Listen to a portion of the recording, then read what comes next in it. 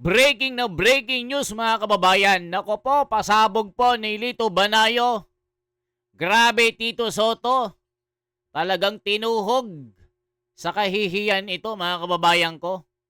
Posible pa lang maimbestigahan ng Blue Ribbon Committee or Subcommittee kasunod ng mga aligasyon ng 18 Marines itong mga mali-maleta na natanggap ni dating SP Tito Soto. Kaya pala mga kababayan, nag-aalburuto at natataranta, ayaw niyang magkaroon ng subcommittee itong flood control issue investigation na pangungunahan ni Senador Dante Marcoleta. Grabe ito mga kababayan. Nagulat si Tito Soto. Isipin nyo mali-malita pala ang natanggap nito kasama ni Erwin Tulfo. Nako po mga kababayan. Ito po ang sabi, 6 na maleta na umano'y inihatid kay Erwin Tulfo, sisiyas sa atin ng Senate Blue Ribbon Subcommittee. Yari ka ad hominem. Yari ka Bendalo. Sabi nga ni salita ng salita, hindi makaintindi. Itong Erwin Tulfo na Hestas Barabas na ito, katulad lang pala ni Juan Bull mga kababayan, ang ginagawa, may maleta pala na karga-karga. Yan po mga pasabog ng 18 Marines. Itong pagbubukas ng investigation mga kababayan, Lito Banayo may pasabog. Talagang excited na sa pagbubukas ng flood control issue. Kaya pala itong mga minority ngayon, itong Erwin Tulfo, Tito Soto, Ping Lacson, ay guguluhin ang flood control investigation. Nako po, pakinggan nyo po, mga witness, mga kababayan, guguluhin nila. At gagawa sila ng paraan para hindi matuloy ang investigation. Balak nilang magkudita. Kasi nga mga kababayan, haharangin nila, pipilitin nila na maibalik itong kapangyarihan para maihinto at hindi na matukoy ang mga nagnakaw ng mali-malitang kwarta. Kaya ngayon mga kababayan, Lito Banayo, inilaglag si Tito Soto dito. Mga kababayan, narinig po natin nung nakaraan. Kasama pala si Lito Banayo sa mga nasa nag-meeting. O ngayon mga kababayan, nilaglag ito mga one bull na ito. Pakinggan po natin. Grabe itong pasabog na ito.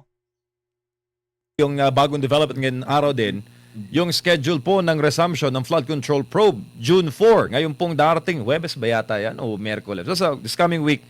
Huwebes. Anong tingin mo dyan, sir?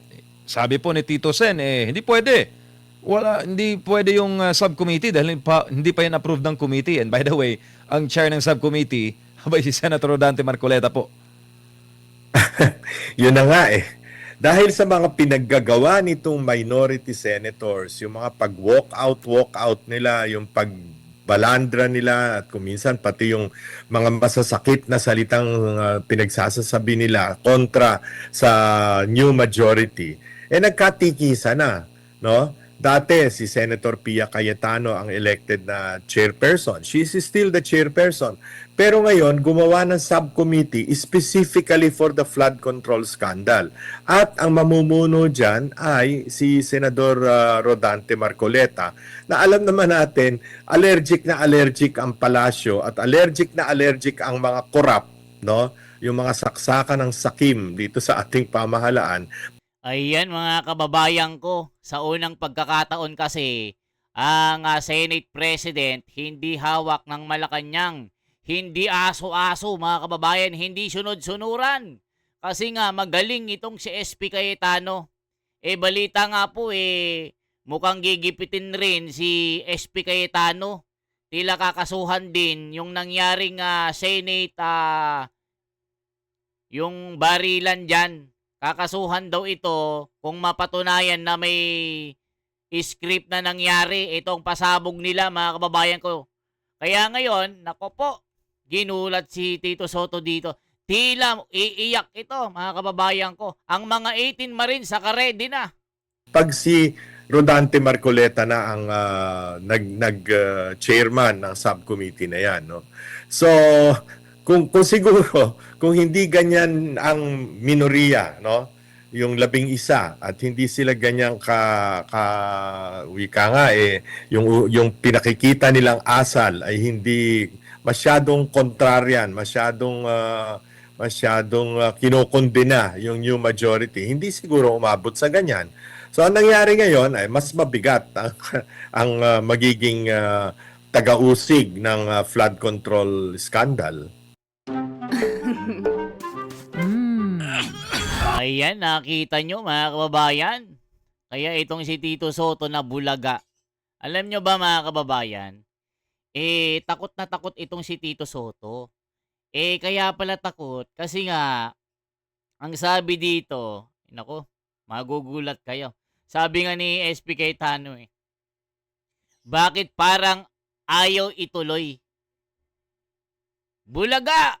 Paloma, bakit ayaw matuloy ang investigation? Ano ba ang pinagtatakpan mo? Sabi ni SP Cayetano, kwinestyon ang pagtutol ni Tito Soto sa flood control probe. Naku po, ikinagulat ni Senate President Alan Peter Cayetano ang naging reaksyon ni Senate Minority Leader Tito Soto sa muling pagbubukas ng investigation ng Senado sa kontrobersyal na flood control projects, partikular ang pagtawag nito na umano'y illegal sa pagbuo ng isang subcommittee para sa naturang pagdinig. Nako po mga kababayan, naggaling-galingan itong si Tito Soto.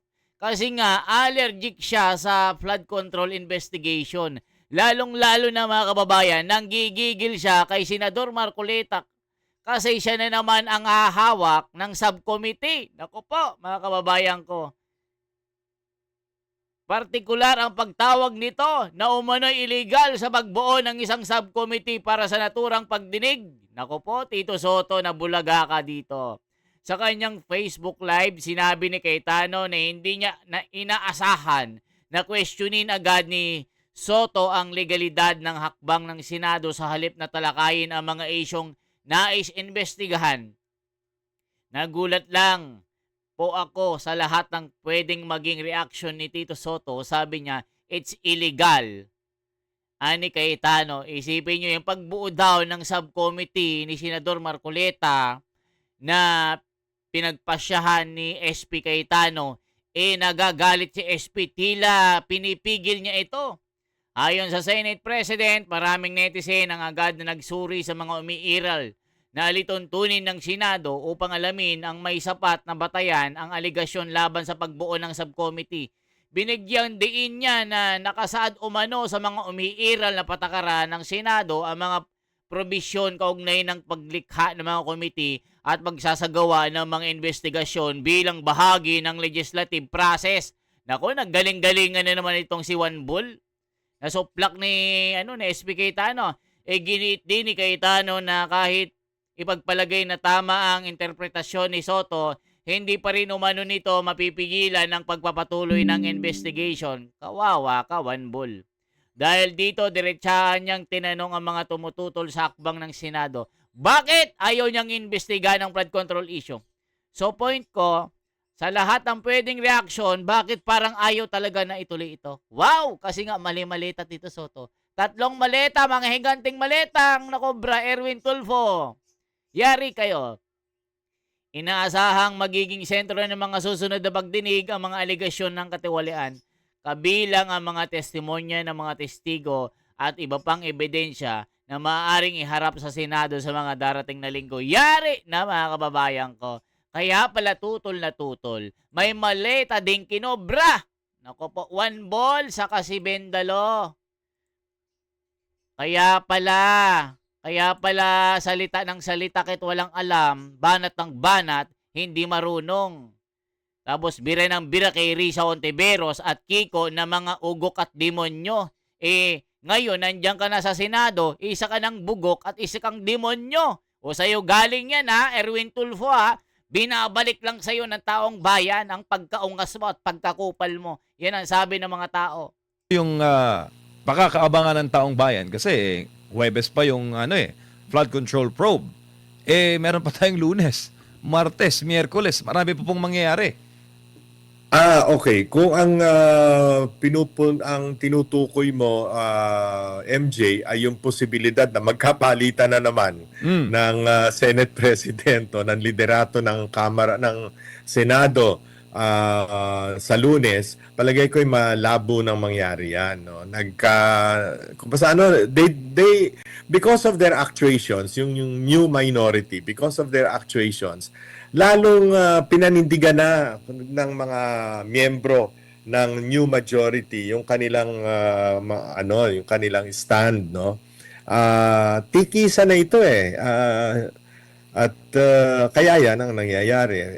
Palagay ko tuloy yung June 4 na Blue Ribbon Committee hearing at sana panawagan ito ng palagay ko halos lahat ng ating mga kababayan, panawagan na tawagin na yung 18 mga dating sundalo, yung mga retirado o resigned na sundalo. O ayan mga kababayan, naka-ready na ang mga Marines mga kababayan para sa pag-iimbestiga sa June 4. Kaya dito natatakot si Tito Soto at Juan Bull at si Laping Lacson at si Erwin Tulfo. Sabi ni Erwin Tulfo, naniniwala daw siya na ang pagpapalit ng liderato ang tanging paraan para hindi matuloy ang flood control issue. Nako po, I believe change of leadership is the only way. Wow! Mga kababayan, ang galing-galing. Sabi ni Erwin Tulfo, mga kababayan, na ito po. Naniniwala si Senador Erwin Tulfo ng pagpapalit ng liderato, papatalsikin daw si SP Cayetano. Sa Senado ang tanging paraan upang maibalik niya ang dignidad at kredibilidad ng mataas sa kapulungan sa gitna namang kontrobersyang bumabalot dito nung mga nakarang linggo ang kapal ng mukha nitong si Bending Dalo, mga kababayan. So, ibig sabihin, nung kayo-kayo pa na kumukubra ng mga maleta, mataas ang pagtingin sa Senado. Mga buraot, sabi ng mga tao. Erwin Tulfo, isang ugok na demonyo. Ayan ang sabi ng mga tao sa'yo, ikaw na ang tinatawag na ugok at demonyo. Kaya pala gusto nyong mawala si SP Cayetano. At galit na galit ka kay Marcoleta. Kasi nga, gusto nyong harangin. Dati, binubugbog mo araw-araw si Kiko Pangilinan, si Trillanes at Risa Hontiveros. Nung ikaw ay komentarista pa, nung ikaw ay vlogger pa, ikaw ay media personality pa, nagpapasikat ka nung panahon ni Tatay Digong na araw-araw ginagatasan mo para kumita ka sa iyong TV program. Binabanatan mo itong mga tatlong ugok at demonyo na sinasabi mo, sa'yo galing yan. So ngayon mga kababayan, kumampi pa itong kupal at bugok na ito. Itong sinasabi ng mga tao, ad hominem ng ad hominem, salita ng salita, itong si Bendelo, hindi naman alam kung anong ibig sabihin ng ad hominem. Ito ang birada at sapak ni Marcoleta. Binuljak itong si Bendalo. Ipinagyayabang niya na siya ay journalist. Hindi naman ako bobo. Journalist ako. Ipinagyabang niya na sa pagiging journalist niya. Kaya niyang tapatan at talunin sa debate si Senador Marcoleta. Sabi na nga ng mga tao, Erwin Tulfo Bending Dalo, mag-aral ka muna ng pagkaabogado para kung gusto mong talunin si Marcoleta at si SP Cayetano, makipagdebate kayo, hindi yung walk out kayo na ipapakita nyo na ayaw nyong sang-ayunan yung mga pinagdedebatehan nyo kasi nga hindi kayo marunong makipagdebate kasi Bending Dalo kayo. O ngayon, kumampi sa mga ugok at demonyo, yan ang sinasabi ng taong bayan. Ngayon, binabalik-balikan yung mga video na pinagmumura itong si Risa Hontiveros, Kiko Pangilinan at Trillanes. Tapos sinabihan niyang bobong abogado itong si Kiko Pangilinan. Diba? Araw-araw binabanatan niya dati mga kababayan. Pero ngayon kumampi pa itong kupal ni Erwin Tulfo na ito. Ayan, yan ang sabi ng mga taong bayan. O ituloy natin. Na pilit na pinagtatakpan ng NBI, ng Senado nung nakaraan. No? Ayaw nilang marinig ang salaysay ng mga ito patungkol doon sa mga libo-libong maleta na punong-puno ng pera, ng bilyon-bilyong pera, no? Yun ang hinihintay ng taong bayan. At mabuti naman, saludo ako kay Senate President Alan Cayetano at ginawa niyang priority yaang pagbukas na muli ng hearings ng Blue Ribbon Committee. Opo, sir, bago lang pulit si partner Admar. Tingin mo, sir, may Yes, papakulong Admar. may papakulong lahat ng mga taga Cayetano majority bago po ang flood control investigation ngayong pong Huwebes? Kasi ngayong araw may nagpiyansa na po si Senator Jinggoy at may mga iba pang kaso na na hinaharap itong mga kasama niya sa mayorya. Pwede nilang gawin yan, ano? Actually, ginagawa na nila, no? Yung tinatawag na weaponization of the law against their political enemies, against the opposition, against even media, yung mga nagpapahayag lang ng kanilang damdamin at kanilang opinion, ano? 'Di ba? Kinakasuhan din. Lahat na lamang ng kumokontra sa administrasyon ay kinakasuhan. Pero unang-una, Admar, MJ, lagi ko nga sinasabi doon sa mga kaibigan kong senador sa New Majority, meron tayong Diyos na nakikita ang lahat, no? At pangalawa, meron tayong taong bayan na galit na sa sitwasyon ng ating bansa. Nagpupuyos na ang kanilang damdamin, no? Alam nyo mga kababayan, totoo yan. Meron tayong Diyos na kanlungan. Merong nagmamasid na Diyos sa taas. Yung mga gumagawa ng kasalanan, pagnanakaw, pangungurakot, at talagang kumukubra ng mali-malita, at talagang inililihis yung katwiran at katarungan, may karma na balik po yan mga kababayan. Kita nyo kung sino yung mga tumutulig siya sa kanila, yung mga ayaw ng kanilang mga ginagawang pangungurakot, pinapatahimik nila. Tignan si Marcoleta mga kababayan. Kinasuhan nila pero hindi nila natakot ito. Jinggoy, hindi nila natakot. Si Villar, hindi nila natakot. Si Loren, hindi nila natakot. Kaya yung Brave 13, talagang malakas hanggang ngayon. Walang onsehan ngayon, mga kababayan. Kahit anong gawin nila, kita nyo, mga kababayan ko.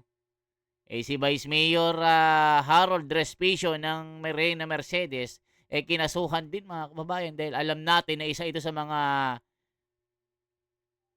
magagaling na mag-critic po sa admin ngayon. Ituloy natin.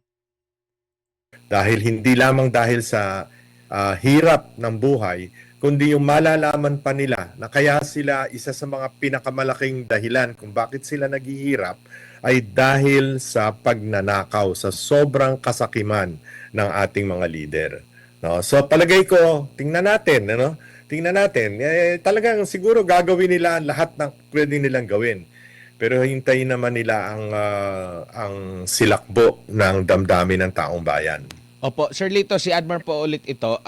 Yes, Admar. Yung power struggle po dyan ngayon sa Senado, ito ba may kaugnayan sa impeachment or dahil dito sa nakaambangan na muling pagbubukas ng investigasyon sa flood control? Saan kaya sila nababahala kung nababahala man sila? Alam mo, Admar, yung impeachment, hindi na yung issue ng whether mako-convict o maa-acquit si Inday Sara. Miski na yung mga kalaban ni Inday Sara, miski na yung tinatawag nating diehard Duterte haters, yung mga sa kanilang pananaw, mas basta't sa Duterte, walang ginawang tama yan at dapat mawala yan sa takip na sa balat ng lupa, no? Miski sila inaamin nila na ang realidad, no, ay hindi kayang kunin ang 16 na boto para mag-convict kay Inday Sara. So, hindi yan ang punto de vista nila. Ang kanila lang gusto ay i-demolish ang reputation at integridad ni Vice President Inday Sara. Yun lang. In the hope na bababa ang kanyang mga numero para vulnerable na siya pagdating ng 2028. Pero awa ng Diyos, hindi ganun na nangyayari. Ang nangyayari, lalong nananalig ang tao kay Vice President Inday Sara. So, given that, kung yun ang ating predicate, ano ang dahilan kung bakit talagang ganitong pilit na gusto nilang mapalitan na muli ang liderato ng Senado, yun ay yung Blue Ribbon Committee hearings. Yun ang pinaka-importante. Sapagkat pag talagang kinalkal mo ang surface ng mga ebidensya at inalam mo talaga kung yung mga testimonya na mahalaga, yung mga ebidensyang mahalaga, ay iyong maisiwalat sa taong bayan in the full light of day, wika nga, talagang yun ang kinatatakutan ng kasalukuyang administrasyon. Ayan, mga kababayan ko, yan ang kinakatakot ng admin ngayon, yung talagang makalkal yung investigation ng flood control. Kasi alam natin yung talagang well-organized mafia ang ginawa nila. Tignan nyo mga kababayan ito po, may papakita ko sa inyo. Ayan, sabi ni Alan Cayetano, solid po, solid. Solid ang 13, hindi magpapa-11. Cayetano, tinuldukan ng espekulasyon. Minorya, bigong makuha ang suporta. Kita nyo mga kababayan? Ayan, sabi naman ni Trillanes mga kababayan, yan, naggaling-galingan. Babatukan daw niya si Marcoleta. 'Di ba? Pero tinadyakan ni Marcoleta itong si Trillanes, nag-iiyak. Tignan niyo mga kababayan, papatawag ni Marcoleta 'yan. Talagang halos, ayan si Jinggoy mga kababayan, halos minu-minuto, oras-oras sa tinatawag para lang takutin at bumaliktad at umalis dito sa Brave 13. Pinapapili, kulong o sumapi. Di ba mga kababayan ko, ganyan sila manakot. O ito po mga kababayan ko. Ito ang pinakakatindig balahibo. Mga nakinabang sa maleta, ayan kitang-kita at flood control, masisiwalat na. Blue Ribbon hearing sisimulan na sa June 4. Cayetano, nako po, yari na mga kababayan ko. Magtago na at magrepent na, sabi ni Senador Cayetano dito. Pero kanilang pinagmamalaki na sa kanila nag-umpisa yung paglaban sa korupsyon. Bakit pipigilan nila yung pagbubukas nitong Senate Blue Ribbon Committee investigation? Lumang tugtugin na yun, sila nag-umpisa. O, kita nyo mga kababayan, yan kasi yung laging bida-bida Tito Soto, Ping Lacson. Tayo ay anti-corruption, ayaw natin ng corruption. Tayo ang nagsimula, tayo ang nagkumpisa ng pag-iimbestiga. Yan ang gusto ni BBM, mawala ang korupsyon. Nako po mga kababayan, pinagtatawanan na lang sila ng taong bayan dito. Tignan nyo ang reaction ni Lito Banayo. Talagang tawang-tawa siya dito kasi nga alam natin nakabaliktaran ang kanilang ginagawa. Puro pagnanakaw. Yan po ang mga komento dito. Sila nag-umpisa. Kung sila nag-umpisa at talagang seryoso sila, matagal nang nakulong. Siguro kalahati ng buong kongreso nakulong na at marami pang iba, yung mga leader, yung mga cabinet members na involved dyan, siguro nakulong ng lahat yan kung seryoso sila. Kitang-kita naman ng taong bayan na talagang pinagtatakpan nila ang katotohanan dahil aabot sa kataas-taasan siguro. Pero hindi po ba nagamit na nila kung sinisiraan nila ang isang Duterte? Di ba nagamit na nila yung ganyang klaseng formula, Sir Lito? At hindi ito naging matagumpay? Hindi naging matagumpay dahil nakikita naman natin sa survey ratings, Pero existential na yan wika nga, Para sa kanila, hindi nila matanggap dahil nga sa dami ng mga pang-aapi, sa dami ng mga abuso na kanilang nagawa, hindi nila maubos maisip papaano na pag si Inday Sara ang naging pangulo. Papaano na kung sila naman ang usigin at may karapatan naman at matuwid namang sila usigin, Tingnan mo yung ginawa nila kay Pastor Apollo, 'di ba? Kibuloy, 'di ba yung nagpupuyos ang damdamin ng mga taga Davao at ang mga milyon-milyong mga adherents ng KOJC dahil do sa ginawa yung inhumane hindi ba? miski si Presidente Marcos Sr. hindi ganun eh, no? So ngayon, ewan ko, lahat natapos yung ginawa nila kay Pangulong Rodrigo Duterte, bagamat alam nila na napaka-popular ni Pangulong Duterte, no? At yung basta mo na lang kikidnapin ang isang dating pangulo, mag-80 anyos na actually. O 80 years old na nga last di ba? Hindi ba? I mean, para sa Pilipino, yung simpatya lalong umigting. Ayan mga kababayan ko. Alam po natin yung nangyari kay Tatay Digong. Talagang walang utang na loob. Nakakaiyak talaga mga kababayan ko. Ngayon po, talagang nagagalit ang taong bayan. Isipin, ipinalibing yung tatay sa libingan ng mga bayani.